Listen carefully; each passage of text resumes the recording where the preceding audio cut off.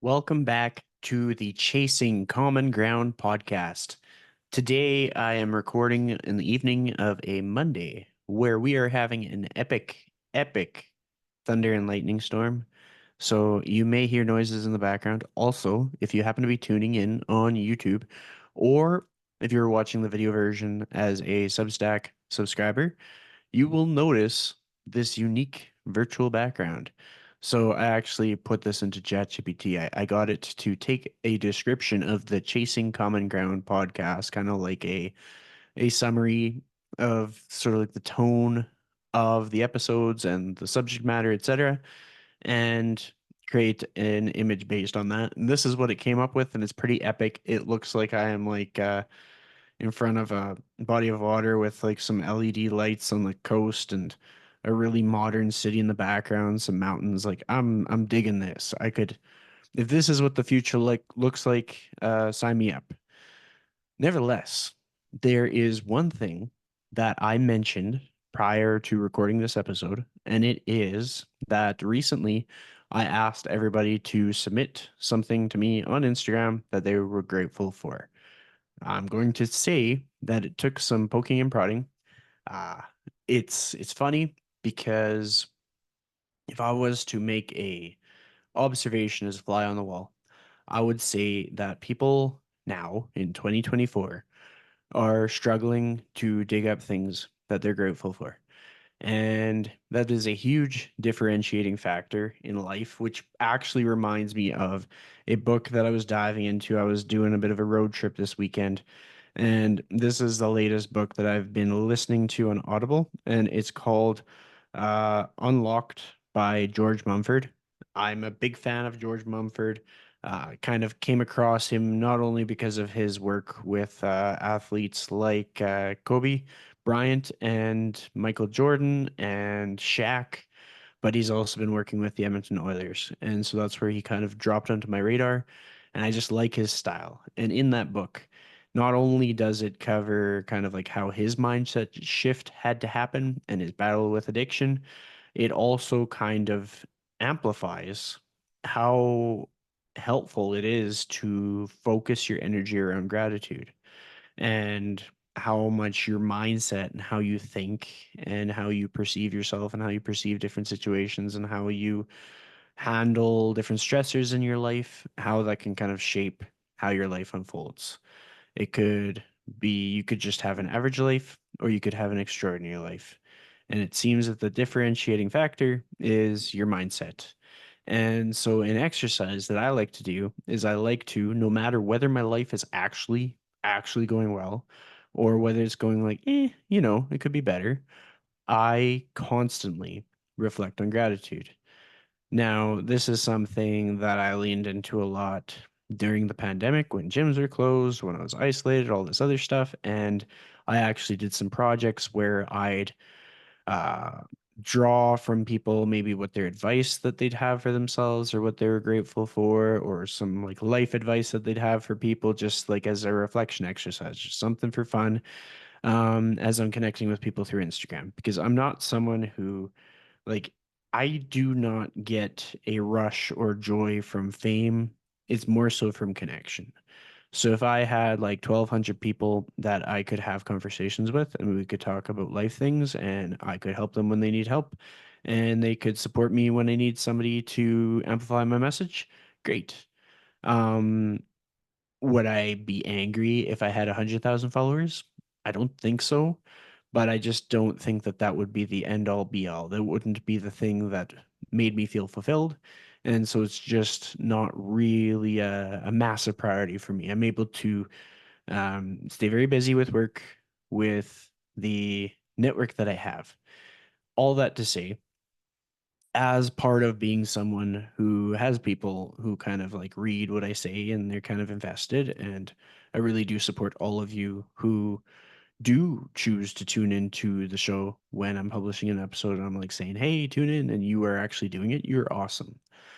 As part of that, I like to make a meaningful impact where I'm actually like providing something that could make a positive impact on your life rather than messing with your head with too many highlight reels or having just content that just isn't fully transparent. So in this exercise, five of you participated, and I'm going to share some of the things that you shared with me because I think they're really special. So one person, and I'm going to keep these anonymous, so I'm not going to identify anybody too much, but I'm going to talk about the things that they noticed that they're grateful for. So one person identified that they are grateful for their health, their husband, and being able to help others with their health and fitness regularly.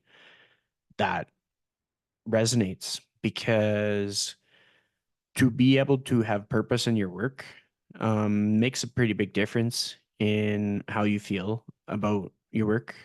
When you have a sense of purpose in your work, you don't really feel like you have to like quit.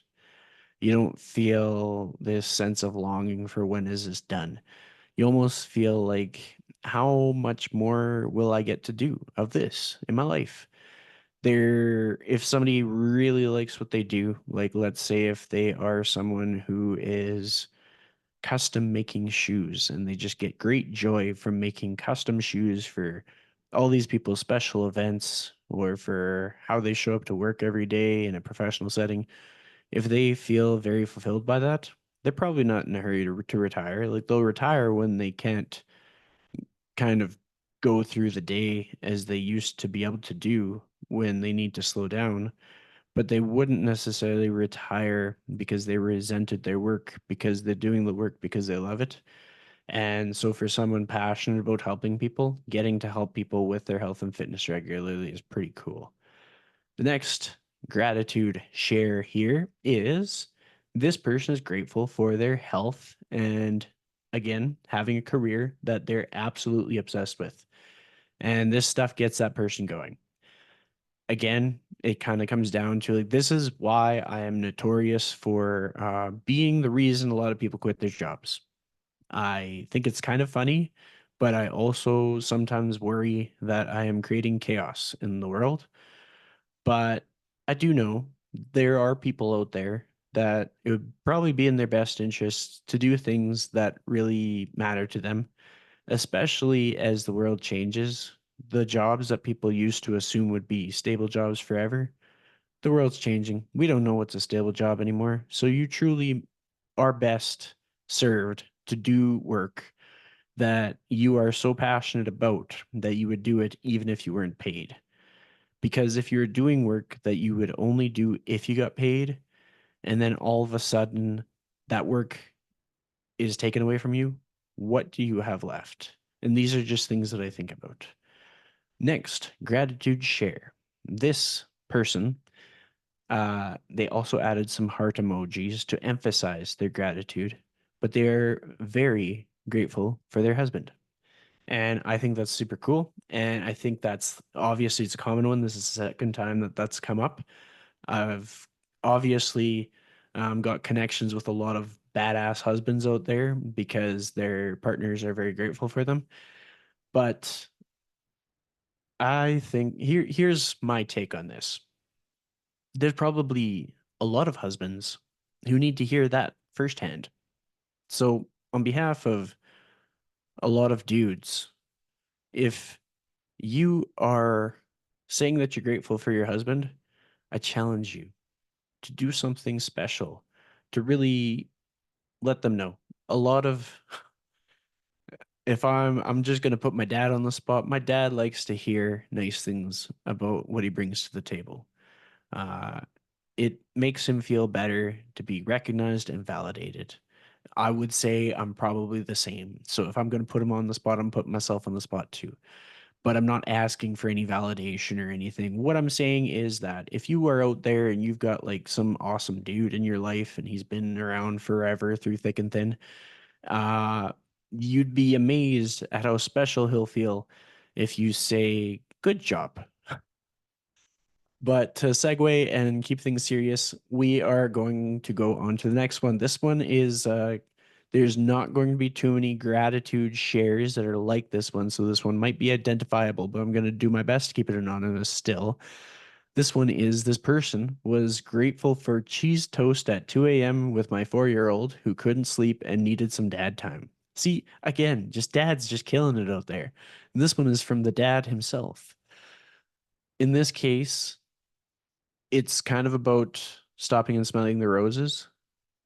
I think a lot of people sort of think that we're in a rush, like we're in a rush to get this like milestone with our career. We're in a rush to reach this level of prestige. When really, like if I think about my memories as a kid, there's a lot that's a blur, but everything that is vividly clear is like moments that I shared with siblings or my parents or like close childhood friends. And the urgency of different tasks, whether we were on time or late to get to the grocery store, uh, how many classes I went to in the year. I mean, I was a pretty diligent student, but I'm not reflecting on whether I had a sick day or not, or whether I had to go home sick or anything like that. I'm thinking about the things that people did to help me feel better, to support me, to spend time with me, all that stuff. And so if you're up at 2 a.m. with your 4-year old and you're having cheese toast with them, that's pretty special. And there's a high likelihood that they're going to remember that. Because I remember being a little kid and there's like those, I think they're called maraschino cherries or like candied cherries and cheese. And I'd put the cherry with the cheese, and that would be one of my bedtime snacks. And I'd always have like apple juice and stuff with it. I mean, clearly I've got a lot of different bedtime snacks that I had come up with over the years. One of the other go-tos was my mom would make toast and then she'd put margarine on that and then sprinkle sugar on that. And I've seen some memes on Instagram about that being a popular delicacy for 90s kids, perhaps 80s kids as well. All that to say that we have one more gratitude share to highlight here. And I think this one's cool because this one emphasizes the value of making a point to get into nature for not only holistic reasons like just fresh air, being around other living beings, other living creatures, even just being around healthy plants and stuff is just good for our health, regardless of whatever angle a person may have to justify it. Maybe it's just you like the quiet. Maybe it's you like the scenery. Maybe you're taking a selfie for Instagram. Who knows? But I would say majority of the people who take extra time out of their week to enjoy flowers and beautiful colors and sunflowers and just like the fresh air outside and some sunlight, maybe some fresh rain. Anybody who makes time to enjoy that stuff is going to benefit greatly. And so those were the shares that were shared with me. Some of the things that I shared to try and inspire more gratitude was I shared that I'm grateful for my family. That includes my parents, my siblings, my nieces, my assortment of cousins and second cousins, and just everybody that I'm able to keep in contact with, close friends, jujitsu teammates, colleagues in the fitness industry who are also friends, people that I've known for a long time, people that I've known for a short time, clients that have worked with me, people who have given me a chance, people who have helped me along the way. I'm grateful for my health. I'm grateful for my ability to get around and be active and try things. I'm grateful for my sense of confidence in my own abilities to have the guts to do scary things in my career, and I'm grateful to be able to breathe. Sometimes it gets smoky and it impedes a person's ability to breathe. So to have a day when it's just like fresh air, easy to breathe, that's something to be grateful for. That I hope gets people thinking and gets people kind of into that sort of like mindset of like thinking about what you're grateful for. Because as George Mumford reflects, when you are in that frame of mind, you tend to attract more good things your way. And I know that I might not be the most experienced person, but I'm getting old, so I'm getting to be a pretty experienced person. And I can tell you being grateful for things and being positive has definitely helped me. Like there's there is documentation of it working where what I went to do as a career didn't necessarily seem like the most realistic, most feasible thing. And despite that, I made it work. And even when things seemed like they wouldn't possibly work, I still made it work. And I think a lot of that was that even on my shittiest of days, even on days when people were heavily critical of me, in fact, like this whole gratitude exercise was inspired because somebody came out of nowhere and started critiquing every single post that I put on Instagram, and I eventually had to block him. And so to deal with that, I dug deep and I thought about things I was grateful for. And to positively impact others because of that interaction, I decided to kind of get people to also practice this great gratitude exercise.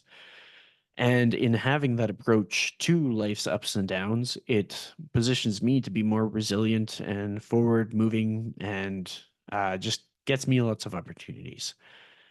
So, the other part of this episode that I kind of wanted to highlight, and this, I don't know how I stumbled across it, but I thought it was very enlightening. So this is an exercise that sort of uses an outline as to like how a person might set up their dating profile. And where I found it to be quite enlightening was now like as I use this as an example, I'm using the dating profile as an example because it is something that is used widely in real life where people get frustrated. And it might be because of how they are representing themselves to the public, and maybe there's like a misalignment of things, or it could be all kinds of stuff, but it's going to make more sense as I explain this. If I explain this just in a description where it's just describing a person without any context to a real life application, is a lot harder to relate. So essentially what I've done, I went into chat GPT 40, and it's funny because I recently did an episode for this for fitness professionals. It'll be on the PT Profit podcast tomorrow.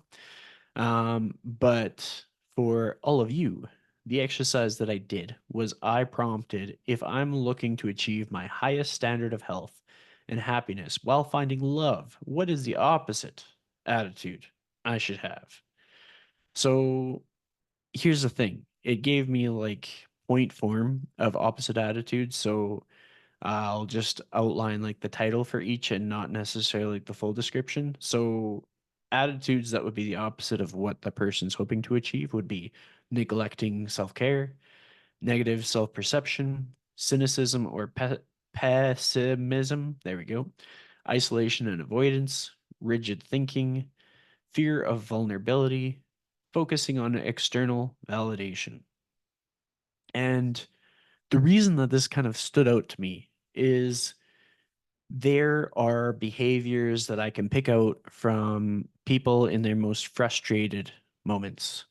Um, for me, my biggest obstacle is I will be engaged in a conversation and the other person stops responding, even if it was their idea to have the conversation in the first place. That is my biggest obstacle. Other people's biggest obstacle is they perhaps are feeling like there are no good candidates out there, or there's just no opportunities. If we put this in the lens of trying to be active, you've tried everything, nothing is working. Trying to be healthy, you've tried everything, nothing is working. Trying to lose weight, um, you have no time, you've tried everything. Like this is sort of like the fitness equivalent. So if we think about cynicism or pessimism, constantly expecting the worst, being overly critical of yourself and others, and assuming that relationships will fail or that happiness is unattainable. If I'm giving you a behind the curtains view of like my work with people online, the biggest difference I probably make as a coach is I shift them from this uh, cynicism and pessimism to being more positively self reflective. I teach people how to find the things that they are doing well. Because if they're focused on the things they're doing well, they do more things well. And while it may take a lot of patience and while it may take a lot of creativity to stack up those other wins, by focusing on the progress and positive, that is how you change somebody's life through the internet. And it's a very key thing. And then just by simply being a relatable person, I tend to help people overcome their fear of vulnerability. A lot of people are able to have very open conversations with me because I hold up my end of the bargain and I have a very real conversation with them. They ask me a tough question, I give them an answer. Obviously, some of my answers could be more like I'm able to answer a question without telling them my social insurance number, is basically what I'm trying to say. Sometimes you can share your adversity without making it a Lord of the Rings movie. And that is something that I've finessed over the years. Now, when I updated this, I said, can you write this in the form of a dating profile? And I needed it to be in the form of a dating profile with the opposite attitude of what one person would need to have to achieve this life of happiness surrounded by love and health, etc. And so in their about me section, it said, I am someone who likes to keep things simple and straightforward. I'm not into all the self help trends and obsessing over health. I believe in living life as it comes. I'm comfortable with who I am, and I don't see much need for change or improvement. Life is unpredictable, so why stress about trying to make everything perfect? Now, on the surface, that seems pretty chill. Let's read further and kind of see how this expands. So, I'm not one to get overly emotional or introspective. I think it's better to keep things light and avoid getting too deep into feelings. Relationships should be easy, and I'm not interested in drama or overanalyzing everything. I prefer to focus on the practical side of life rather than worrying about things like vulnerability or personal growth. I'm realistic, maybe a bit of a cynic, but I see that as just being honest about how the world works. I'm not looking for fairy tale love, just someone who's down to earth and understands that life isn't all roses. I don't need a lot of attention or validation, and I'm not into that romantic stuff. So here's how I contrasted it because they're looking for someone who exhibits the opposite qualities of what they're presenting through the tone of their description of themselves. And it might make more sense as I explain who they're looking for. So I'm looking for someone who's grounded and doesn't take life too seriously. If you're not into all that self improvement stuff and just want to enjoy life as it is, we'll get along great. I appreciate someone who's independent, knows what they want. Ah, so I see what I did here. So this what they're looking for actually matches their attitude. And so what I had to do is I actually had to add a new prompt. I was wondering where I went wrong. If you're listening to this or watching this and you're like, what is he doing? Let me explain. So I had to clarify my prompt with ChatGPT and I had to say, but they're looking for someone who's the opposite of them. They're looking for someone who's fit, active, wealthy, takes care of themselves, has healthy relationships, confident, and charismatic. Because that is nobody can say that they're not looking for that. They're just looking for that in the package that they like the best. But they don't want somebody who's mopey and lacks confidence and is broke. They might be, but I don't think they are. So here's what it gives me. When it describes the person that this person is looking for, it's I'm looking for someone who's the whole package, fit, successful, confident, and well adjusted. You take care of yourself and have a strong sense of who you are. I admire people who are driven and know what they want in life. If you're someone who values health, fitness, and financial success, we could be a great match. I'm looking for someone who can bring out the best in me and who has a lifestyle that I aspire to. Let's connect if you're ready to share your amazing life with someone who appreciates all that you have achieved. So let's go back. The About Me section. They're a laid back person who enjoys the simple things in life. They're not one to spend hours at the gym or obsess over diets. Life's too short for that kind of stress. They believe in enjoying life without getting too caught up in trying to be perfect. They're content with where they are and don't see the need to constantly strive for more. And they're really looking for someone who's got their life together. They're attracted to people who are fit, active, and take great care of themselves. Confidence is key, and they admire those who are charismatic and know how to navigate social situations with ease. They're also looking for someone who's financially secure and has healthy, successful relationships. And these are things that they believe are important in a partner.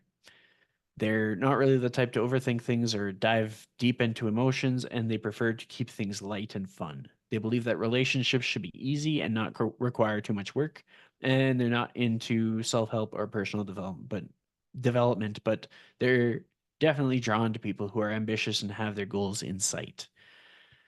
And this kind of just stands out to me because this is just something that I see. So here's how we could change that person's mindset to more align with the person that they're looking for. Or this is how we could change your mindset to make you more aligned with achieving your goals.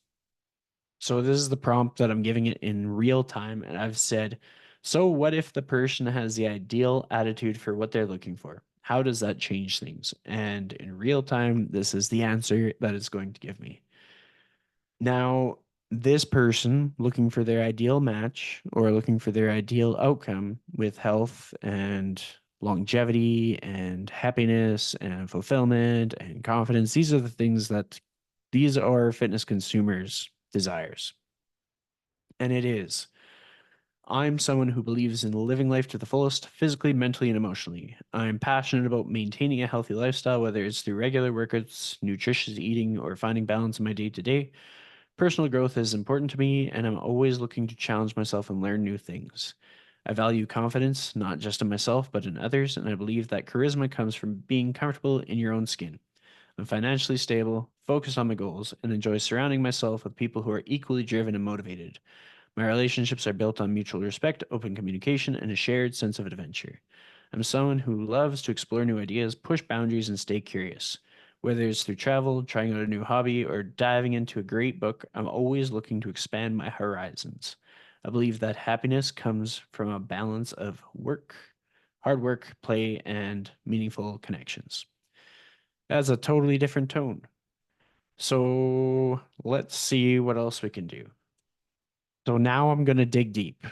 What if the person feels like nothing works out for them, everyone mistreats them, and the world owes them a favor because of how unfair their life has been and how much things are